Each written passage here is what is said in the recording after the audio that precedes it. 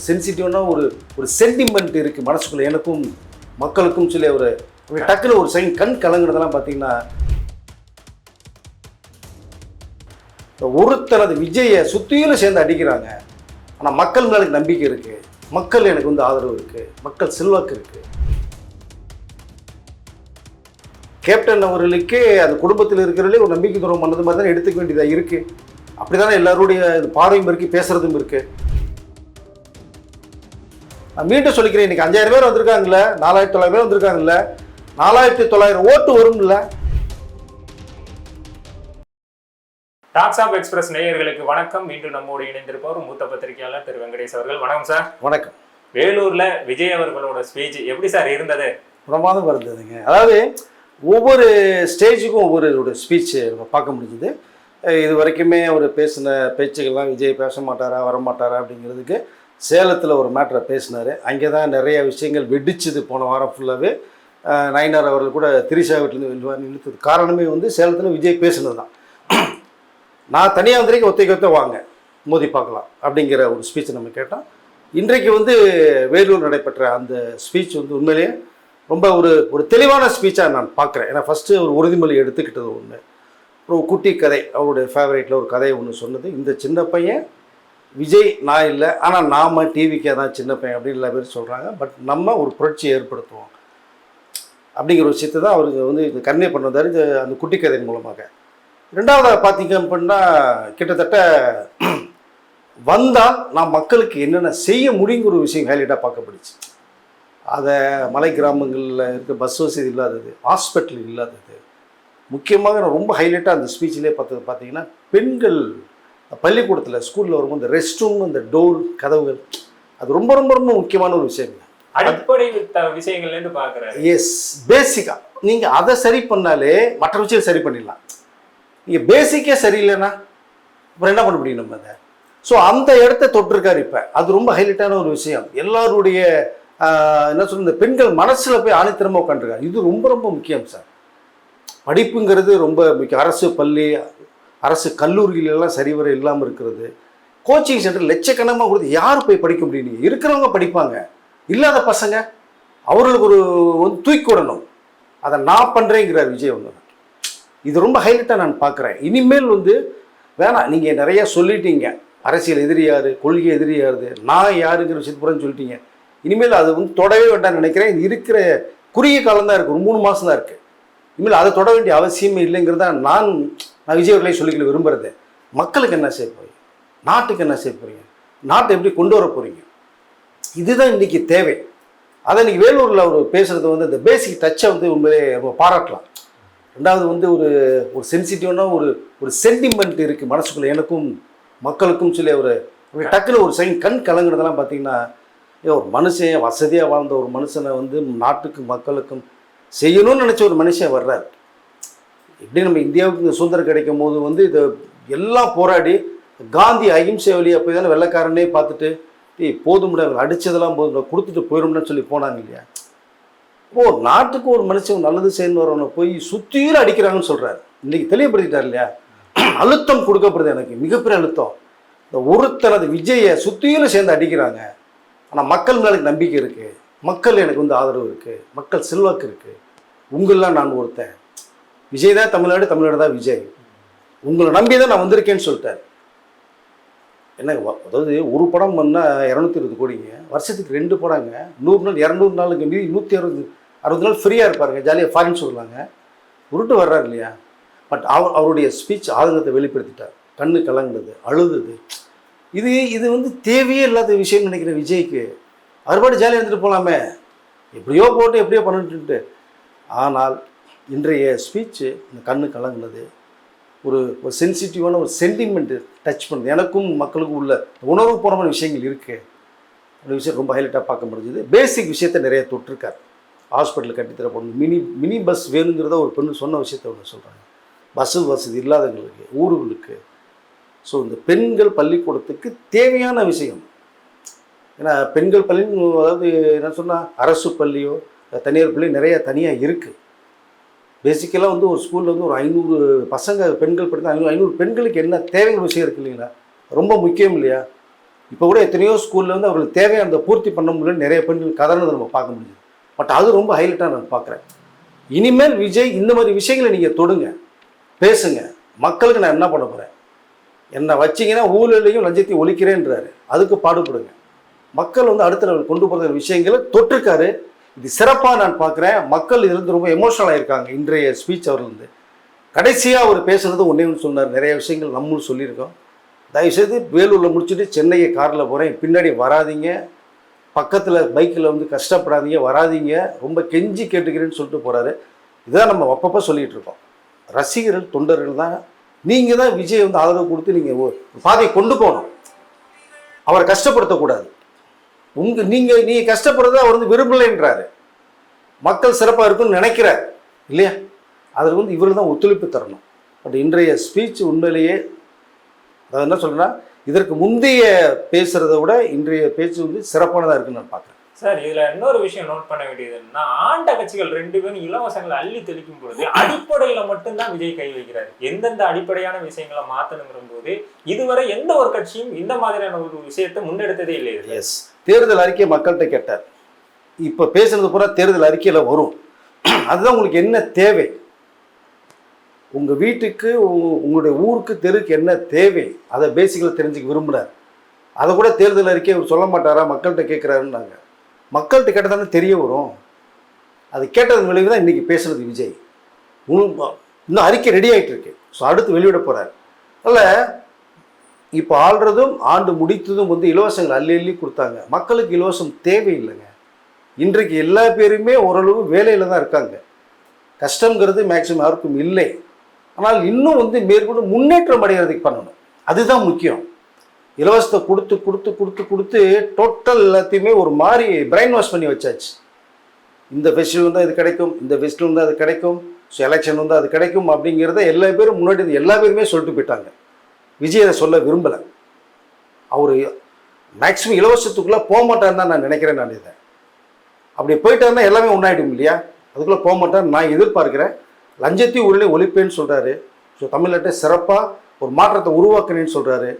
மக்கள் எனக்கு ஒரு வாக்கு இந்த ஒரு முறை உட்கார வைப்பான்னு வந்து நம்புகிறாரு.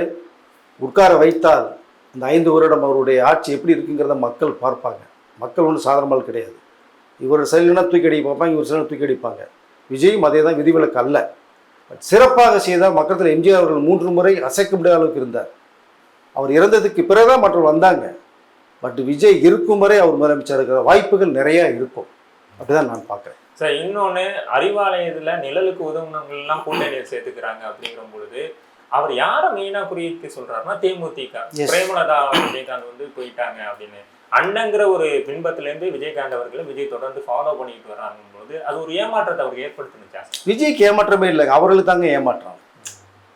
இது விஜய் அவர்கள் மதுரை மாநாட்டில் கூட விஜய் அந்த ஃபோட்டோவை வந்து பயன்படுத்துகிறாங்க. அண்ணன்னு சொன்னார். அண்ணனால் தான் நான் வளர்ந்துருக்கேன்னு விஷயத்தை சொன்னார். அப்போது விஜயகாந்த் அவர்கள் கட்சி ஆரம்பித்ததே வந்து எதிர்ப்பை தெரிவிக்கணுங்கிற ஒரு விஷயத்தை கட்சி ஆரம்பிக்கப்பட்ட விஷயம்.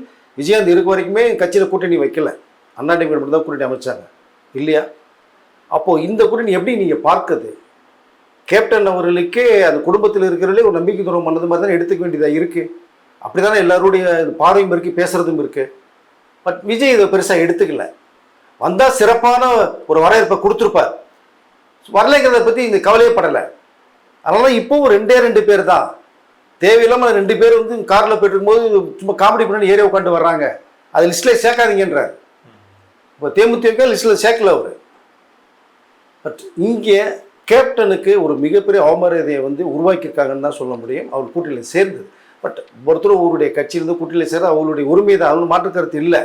எது தேவையோ போகிறாங்க, தேவையான இடத்துக்கு போக தான் செய்வாங்க. பட் இங்கே வந்து விஜய் வருத்தப்பட்டாரான்னு கேட்டீங்க. விஜய் வருத்தப்பட வேண்டிய அவசியமே இல்லை. அதான் ஒவ்வொரு வீட்லேயும் ஒரு விஜய் இருக்கான்றாரு இல்லையா?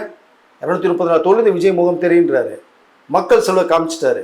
நீ மக்கள் ஓட் பேங்க் என்ன இருக்குங்கிறத காமிக்க போகிறார். இன்னொரு விஷயம் சார், இது வந்து எனக்கே கொஞ்சம் வருத்தமாக தான் இருந்தது. விஜய் அவர்கள் சென்னையிலேருந்து வேலூருக்கு வரும்பொழுது ஒரு மேம்பாலத்துக்கிட்ட ஒரு 300-400 பேர் அவர் காரை சுற்றி வளைச்சிட்டு பூ அள்ளி போடுறதும், ஒருத்தர் வந்து கார் மேலே ஏறி போய் முத்தம் கொடுக்குறதும், இந்த மாதிரியான விஷயங்கள்லாம் பண்ணும் பொழுது ஏற்கனவே விஜயோட ரசிகர்களை கட்டமைக்கல அப்படிங்கிற ஒரு விமர்சனம் இருக்கும்போது இன்னும் மேலும் மேலும் விஜய்க்கு ஒரு கெட்ட பேரை ஏற்படுத்தாதா? இல்லை, அதுதான் இப்போ இந்த பேச்சோட இறுதியில் அதான் சொன்னார். வராதீங்க யாரும், தயவுசெய்து நீங்கள் வீட்டுக்கு பத்திரமா போய் சேருங்கன்னு மீண்டும் அதான் சொல்லிக்கல விரும்புகிறேன். நீங்கள் ஆர்வத்தில் வர்றீங்க, விஜயை பார்க்கணுங்கிற ஒரு ஆசையில் வர்றீங்க, எல்லாமே நியாயமானது, மறுக்கலை. ஆனால் அதுக்கு ஒரு நேரம் வரும், அப்போ நீங்கள் பாருங்கள், கை கொடுங்க, ஃபோட்டோஸ் எடுங்க. பட் இது சிறப்பான நேரம் இல்லை, இந்த காலம் இல்லை, 3 மாதம் தான் இருக்குது. ஏற்கனவே நிறைய அசம்பவம் நடந்து போச்சு. அதற்குள்ளே விஜய் நீங்களே பேர் கெட்ட பேர் உருவாக்க வேணாங்கிறதா அவருடைய ரசிகர்கள் தொண்டர்களுக்கும் விஜய் சார்பாக என்ன கேட்டுக்கிறேன். நான் அவருடைய ஆசையை நம்ம புரிஞ்சுக்கலாம். ஆனால் விஜய்க்கு தானே கஷ்டம் இது. இதோடு வந்து நீங்கள் சொன்னது மாதிரி 300-400 பேர் வர்றாங்க, ஸோ அவங்களோட ஆர்வத்தை காமிக்கிறாங்க, பூவல்லி போகிறாங்க, எல்லாமே ஓகே. ஏதோ திரும்பி நடந்துட்டா என்ன பண்ணுறது? உங்களுக்கு ஒரு கஷ்டம் வரக்கூடாதுன்னு தான் விஜய் கஷ்டப்பட்டுட்டு இருக்கார். நீங்கள் நல்லா இருக்கிறதா கஷ்டப்படுறாரு அவர். அவர் வந்து செய்யணும் அப்படின்னா நீங்கள் ஒத்துழைப்பு தரணும். இந்த மாதிரி ஒரு விஷயம் நடக்காதவர்களுக்கு அவர் கொஞ்சம் பொறுமையாக இருக்குன்னு தான் சொல்லிக்க விரும்புகிறாங்க. ஏன்னா சார், விஜய் வந்து எந்த அளவுக்கு பிரபலமா இருக்காரோ அதே அளவுக்கு விஜய் ரசிகர்கள் பண்ற சின்ன சின்ன தப்பு கூட பிரபலமாகிறதுக்கான வாய்ப்புகள் இருக்கு. அது கட்சிக்கு அவப்பேரை ஏற்படுத்தும் பொழுது சொல்லுங்க சார். இல்லை பேசுகிறாங்க இல்லையா, இப்போ இவர் சொல்கிறத வச்சு மற்ற கட்சிகள்லாம் பேசுகிறாங்க. ஒரு பக்கம் தற்கொலை கூட்டன்றாங்க, பேச திரளேன்றாங்க. எதுக்கு அது? நீங்கள் எதுக்கு பேசுறது வாய்ப்பு தர்றீங்க? இருப்பவர் எல்லாமே சிறந்த அறிவாளிகளுங்க. தற்கொலைலாம் யாரும் கிடையாது, தப்பாட போட்டுட்டு இருக்காங்க. நான் மீண்டும் சொல்லிக்கிறேன், இன்னைக்கு 5000 பேர் வந்திருக்காங்கல்ல, 4900 பேர் வந்திருக்காங்கல்ல, 4900 ஓட்டு வரும்ல. பிடித்தவர்கள் தானே வர்றாங்க, விஜய் பிடிக்கலாம் வரமாட்டாங்கல்ல. அப்போ அது ஃபுல்லாக ஓட்டாக மாறும்ல. அப்போ அந்த ஓட்டு வீட்டில் போய் 2 ஓட்டு 4 ஓட்டு 2 ஓட்டு சொன்ன கூட என்னாச்சு உங்களுக்கு? 10,000 ஓட்டு ஆச்சுல்ல. அப்போ இது மாதிரி நிறையா வந்ததுன்னா, அதனால் இவர்கள் வந்து நடந்துக்கிறத மற்றவர்கள் பேசுவதற்கான ஒரு ஸ்பேஸை கொடுக்குறாங்க. அது தயவுசெய்து வேண்டாம். சிறந்தவர்கள் தான், அறிவாளிகள் தான், திறமையானவர்கள் தான். அது ஆர்வத்தில் செய்கிறது அது தவறுதலாக போகுது. இன்னொன்று சார், நாமளே நிறைய பேசியிருந்தோம் விஜய் எங்கே போட்டியிட போறாரு அப்படிங்கிற மாதிரிலாம். பெரம்பூர்னு இப்போ வந்து எல்லாரும் எதிர்பார்க்காத மாதிரி ஒரு விஷயம் நடந்திருக்கு. இதை எப்படி பார்க்குறீங்க? இல்லை, சிறப்பான ஒரு தொகுதியாக தான் பார்க்குறேன் நான். ஏன்னா அங்கே நிறைய பேர் வெற்றி பெற்றவர்கள் நிறைய பேருக்கு ஒரு லிஸ்டே வேறு சொல்லப்பட்டது இருக்குது. நீங்கள் அதனால் வட சென்னை மக்கள் வந்து ஒரு தனி வந்து அலாதி பிரியமானவர்கள். விஜய்க்கு எந்த அளவுக்கு கிரேஸ் இருக்கிறத நீங்கள் போய் ஒன்றும் இல்லை, வட சென்னையில் போய் நீங்கள் கேட்டு மட்டும் பாருங்கள் எவ்வளோ செல்வாக்கு இருக்கிறத. மிகுந்த செல்வாக்குள்ளது. சென்னையில் எந்த தொகுதியில் நின்றாலும் அவர் வெற்றி வாழ்க்கை தான், அது மாற்று கருத்து இல்லை. அவருடைய அதாவது இருந்த தொகுதி விருகம்பாக்கமோ இல்லை வேளச்சேரியில்னு ஒரு பக்கம் பேசப்பட்டிருந்தது. வேளச்சேரிக்கு கொஞ்சம் வாய்ப்பு இல்லைங்கிற மாதிரி வருது அது. ஸோ இப்போ பெரம்பூர்ன்ற ஒரு விஷயம் பேசப்பட்டுருக்கு. பட் பெரம்பூரில் நிற்கிறா இல்லைன்னு தெரியாது. நின்றால் சிறப்பாக இருக்குன்னு ஒரு கருத்து வருது. கருத்து கணிப்பை இப்போ தமிழ்நாடு பூராமே 2வது பிளேஸில் விஜய் இருக்கார் கருத்து கணிப்பில். அது ஓட்டா கன்வெர்ட் போய் முதலிடத்துக்கு வந்தாலும் ஆச்சரியப்படுறதுக்கு இல்லை. பட் மக்கள் கையில் தான் இருக்குது. மக்கள் யார் ஆட்சி அந்த நாட்கள் உட்காரப்பான்னு தெரியாது. யாரை உட்கார வச்சாலுமே சிறப்பு தான். வரவர்களின் சிறப்பாக தமிழ்நாட்டுக்கும் மக்களுக்கும் செய்யணுங்கிறத என்னுடைய ஆசை. பட் இங்கே பெரம்பூரில் நிற்கிறாரா இல்லைங்கிறத விஜய் முடிவு பண்ணணும். நின்னால் ஒரு மிகப்பெரிய ஒரு வெற்றியை பெறுவார் சார். இன்னொன்று என்னன்னு பார்த்தீங்கன்னா, இப்போ நிறைய கட்சிகள் மாநாடு பொதுக்கூட்டங்கள்லாம் பெருசாக போட்டுக்கிட்டு இருக்கும் பொழுது மாஸ் ஆடியன்ஸ் உள்ள ஒரு விஜய் திரும்ப வந்து பார்த்தீங்கன்னா பொதுக்கூட்டத்தை நிர்வாகிகள் கூட்டமாக சுருக்கிக்கிறது இந்த நேரத்தில் தாவேக்காக ஒரு பின்னடைவை ஏற்படுத்தாதா? இல்லைங்க, நீங்கள் அனுமதி கிடைக்கல. இதுக்கே ஏகப்பட்ட நிபந்தனைங்க. இந்த 5000 பேர் வர்றதுக்கே இப்படி நிபந்தனைகள் வருது. இவ்வளோ பிரச்சனை சந்திச்சுட்டு எப்படியாவது போய் பார்க்கணுங்கிறாரு. அந்த ஊர் எல்லைக்குள்ளே போகிறாரு. மக்களுக்கு அதுவே போதுங்கிறாங்க. விக்கிரவாண்டி மாநாடு மாதிரியோ கரூர் சம்பவம் மாதிரியோ மதுரையில் நடந்த மாநாடு மாதிரியோ கூட்டம் ரெடியாக தான் இங்கே இருக்காரு. ஒத்துழைப்பு ஒன்று வேணும்லங்க. இதில் கூட ஸ்பீச் நீங்கள் பார்த்தீங்க இல்லையா? ஒவ்வொரு வீட்டு வாசலும் திருளி நான் வர்றேங்கிறாரு. எப்போ ஆட்சிக்கு வந்த பிறகு அப்போ தான் முடியுமா ஒரு நாள். இப்போ போக முடியாது, நீங்கள் பாதுகாப்பு தர்றதுக்கான வாய்ப்புகள் குறைவாக இருக்குது. அவர் நீங்கள் வந்தீங்கன்னா கூட்டம் நிறையா சேருது, பாதுகாப்பு தரதுக்கான முயற்சி பண்ணுறேன்றாங்க. ஸோ இவருடைய அது எந்த அசம்பவம் நடந்துடக்கூடாதுங்கிறதுல இந்த காவல்துறை உறுதியாக இருக்காங்க. அது பாராட்டுக்குரியது தான். பட் விஜய் போனால் கூட்டம் வருதேங்க, இதை வந்து கட்டுப்படுத்தவே முடியல. அப்போது இந்த 5000 பேரை வந்து சுருக்கி பண்ணுறாங்க. சோஷியல் மீடியா இன்றைக்கி நீங்கள் பார்த்தோன்னே 10 நிமிஷத்தில் வெளில வந்துடும் பேசுகிறது. மக்கள் ஸ்க்ரீனில் பார்க்குறாங்க, டிவியில் பார்க்குறாங்க, மீடியாவில் பார்த்துட்ருக்காங்க இல்லையா? அப்போது இந்த இது மக்கள் சந்திப்பில் நீங்கள் வந்து இனி வரதா இருந்ததுன்னா, ஆட்சியில் உட்கார வச்சதுன்னா, யார் தமிழக முதலமைச்சரை உட்கார்ந்தாலுமே காவல்துறைங்கிறது அவங்களுடைய கண்ட்ரோலில் இருக்கும். முதல்வருடைய பார்வையில் தான் இயங்கும். அப்போ விஜய் சிஎம் ஆனால் அந்த காவல்துறை அவருடைய டிபார்ட்மெண்ட்டில் வந்து ஒதுக்கப்படும். அப்போ அவர்களுடைய பாதுகாப்பில் ஒவ்வொரு வீட்டுக்கும் தெருவுக்கும் விஜய் போவார். அதை தான் சொல்ல வர்றாரு. அதை இல்லை, சுருங்கின கூட்டம் இப்போ இருக்கிறது வேற. எப்படியாவது ஊருக்குள்ளே போகணும்னு நினைக்கிறவர் போயிட்டு வர்றார். இன்னொன்று, விஜய் ரசிகர்கள் மேலே தொடர்ச்சியாக ஒரு விமர்சனம் வைக்கப்பட்டுக்கிட்டே இருக்குது. என்னன்னு பார்த்தீங்கன்னா, அவர் சொல்லியே அவர் ரசிகர்கள் கேட்க மாட்டேங்கிறாங்க, தொண்டர்கள் கேட்க மாட்டேங்கிறாங்க விமர்சனம் இருக்கும்போது, இது இன்னமும் கொஞ்ச நாள் தான் இருக்குது. இது எல்லாம் ஓட்டா எப்படி மாறும், இவங்கெல்லாம் வந்து விஜய் படம் போட்டால் ஓட்டு போடவே வரமாட்டாங்க, இந்த மாதிரி விமர்சனங்கள்லாம் வைக்கிறாங்கல்ல, இதை எப்படி பாருங்க? ஒவ்வொரு சாதாரண வீட்டுக்குள்ள 5 பேர் இருந்தாலே ஒருத்தர் சொல்கிறத ஒருத்தர் கேட்க மாட்டேங்கிறாங்க இல்லையா? ஏய் நீ என்ன சொல்கிறது, நான் என்ன சொல்கிறது, ஏன் இஷ்டம் தான் சொல்கிற ஒரு ஃபேமிலி 5 பேர் இருக்கும்போது, விஜய் வந்து ஒட்டுமொத்த தமிழக மக்களுக்கும் ஒரு விஷயத்தை வந்து சொல்கிறார். கேட்பொருள் இருக்காங்க. கேட்காதவர் வந்து விஜய் சொல்லி கேட்கலன்னு அர்த்தம் இல்லை. அவரை பார்க்கறதுக்கு இந்த ஆசையில் ஆர்வத்திலையும் வர்ற கூட்டமாக தான் நான் பார்க்கறேன். எப்பவுமே நம்ம வந்து பார்க்க முடியாத ஒரு இடத்துல ஒருத்தர் இருக்கும் போது அவரை பார்த்துட்டோம்னா, லாட்ரி சீட்டு 10 ரூபா கொடுத்து வாங்குறீங்க, 1 கோடி ரூபா உள்ள நம்பிக்கையில் வாங்குறீங்க, உலாமல் போது பல முறை வாங்குறீங்க. திடீர்னு ஒரு நாள் வந்து இப்போ 25 கோடி ரூபா கேரளாவில் வந்தது. நம்மளுடைய ஏதோ வேலூர் ஏதோ பாண்டிச்சேரி பக்கத்தில் ஒரு ஆட்டோ டிரைவர்னு கேள்விப்பட்டான். ஊருக்கு போயிட்டு போது சும்மா வாங்கிட்டு வந்த என்னாட்டு அவர் 25 crore சொல்லிச்சு. அவரோட மனநிலை எப்படி இருக்கும்? கோட்டீஸ்வரன். அது மாதிரி தான் விஜய். பார்க்க முடியாது, பேச முடியாதுன்னு நினச்சிட்டு இருந்தேன். விஜயை வந்து இந்த கண்ணுக்கு எதிரில் பார்க்கும்போது யாரும் இதை கட்டுப்படுத்த முடியலைங்க. அப்படி தான் பார்க்க வேண்டியதாக இருக்குது நம்ம இதை. இதுலேயும் வந்து ரொம்ப ஆபத்தை உணராம விஜய் காரோட சேர்ந்து செல்ஃபி எடுத்துட்டு போறது, இதெல்லாம் வந்து கொஞ்சம் தவிர்த்திருக்கலாம்ல? தவிர்க்கணும், கண்டிப்பாக தவிர்க்கணுங்க. தவிர்த்தே தீரணும். அது விஜய் சொல்ல தான் செய்கிறாரு. அது இவர்கள் கேட்கணும் இல்லையா? கேட்க மாட்டேன்னு என்ன பண்ண முடியும்? நீங்கள் கொஞ்சம் வேண்டாம், செல்ஃபி எடுக்க வேணாம், நீங்கள் பைக்கில் ஒன்றா பின்னாடியே துரத்திட்டு வர வேணாம். விஜய் உங்களை பார்க்க தான் ஊருக்குள்ளே வர்றாரு, ஊர் மக்கள் தான் வர்றீங்க, போகிற வழியில் அந்த வேலை வர்றீங்க. வரும்போது பாருங்கள், உங்களை மாதிரி தான் விஜய்னு சொல்கிறாரு. 2 கண்ணு மூக்கு வாயிருக்கும் போது தான் எனக்கு இருக்குன்றார் அவர். பட் நீங்கள் அவரை முதலமைச்சரை உட்கார வச்சிங்கன்னா நீங்கள் இங்கேயும் அலைய வேண்டாம். அவர் சந்து பொந்தெல்லாம் வருவார், வந்து உங்களில் ஒருத்தரை இறங்கி நடப்பார். அப்போ அவருக்குள்ள பாதுகாப்பு ஆட்டோமேட்டிக்காக உருவாகும்.